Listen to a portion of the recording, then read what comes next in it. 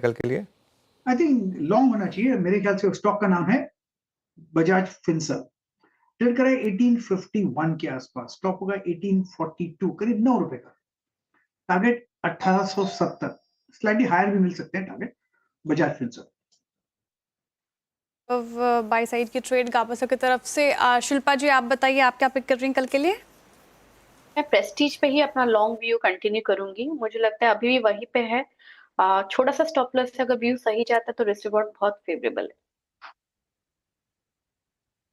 कविता जी, आपके trade carry करेंगे? सो आज का हीरो जो रहा चोला, मुझे लगता है वहां अच्छे मूव फर्दर एक्सटेंड होते हुए दिख सकते हैं और फर्दर स्कोप है। काउंटर में आरएसआई स्ट्रेंथ बताते हुए दिख रहा है, तो मुझे लगता है 1420 1440 के प्राइस टारगेट की तरफ Chola can move. One can take stop loss of 1370। जी, अब सोमिल जी के पास चलते हैं। सोमिल जी, बताइए कल के लिए क्या पिक कर रहे हैं आप? सेल साइड पे स्टॉक चूज किया है आईओसी। स्टॉप लॉस होगा 122.50 और टारगेट होंगे 115। बाउंस बैक किया है और बाउंस बैक में 9 डेली एक्सपोनेंशियल मूविंग एवरेज से रेजिस्टेंस लेके नीचे की तरफ रुक किया है, तो एक सेल ट्रेड होगा। चलिए अब डीलिंग रूम की तरफ चलते हैं। यतिन जी, बताइए क्या संकेत मिल रहे हैं डीलिंग रूम से? तो आज 2 स्टॉक्स हैं जहां डीलर्स अपनी रिकमेंडेशन दे रहे हैं। सबसे पहले भारत फोर्ज, जहां डीलर्स को लग रहा है कि इन जनरल वीकनेस रहनी चाहिए, ऑटो एंसिलरी के नतीजे भी कुछ खास नहीं आए हैं, तो कहीं ना कहीं डीलर्स को लगता है कि यहाँ एक एचटीबीटी का ट्रेड करना चाहिए 1050 के टारगेट के साथ। और अगर हम ओपन इंटरेस्ट देखें तो 8% बढ़ा हुआ है, या इसका मतलब ये है कि यहाँ फ्रेश शॉर्ट पोजीशंस बनती हुई नजर पड़ रही हैं वायदे मार्केट में। इसके अलावा दीपक नाइट्राइट केमिकल स्टॉक्स में थोड़ा ट्रेंड पॉजिटिव है। एचएनआईज खरीदारी कर रहे हैं और डीलर्स के हिसाब से 2300 से लेके 2350 तक के पोजिशनल टारगेट्स यहाँ देखने को मिल सकते हैं। तो ये एक स्टॉक है जहाँ वो सिलेक्टिवली बाय एंड डिप्स की रणनीति अपना रहे हैं। ठीक है, दीपक नाइट्राइट में अभी फिलहाल यहाँ पे डीलिंग रूम की तरफ से बाय साइड की ट्रेड आती हुई। और इसके अलावा देखिए, सेबी ने सरकार से और अधिकार मांगे हैं और अनधिकृत फाइनेंशियल एडवाइजर पर सख्ती के लिए और अधिकार मांगे हैं। ज़्यादा डिटेल के लिए यतिन जी हमारे साथ मौजूद ही हैं। यतिन जी, बताइए क्या है अपडेट इसके रिगार्डिंग? जी, तो देखो श्रेया, सेबी ने एक औपचारिक चिट्ठी लिखी है सरकार को, जिसके अंदर वो बहुत सारी चीज़ों के अंदर अपने रेगुलेटरी प्रावधान और विजिलेंस को बढ़ाना चाहती है।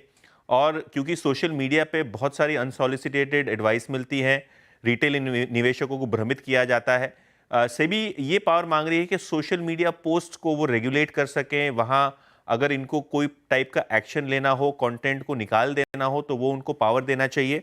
इसके अलावा अगर हम बात करें तो जैसे व्हाट्सएप है, मेटा यानी फेसबुक के बहुत सारे ऐसे प्रोडक्ट्स हैं जहां अभी भी सेबी को एक्सेस नहीं मिल पा रहा है, बिकॉज जो रेगुलेटरी लिस्ट है उसमें उनका नाम नहीं है। ये अधिकार केवल एनफोर्समेंट डायरेक्टरेट और सिलेक्ट गवर्नमेंट एजेंसीज के पास है जो इन्वेस्टिगेशन करती हैं।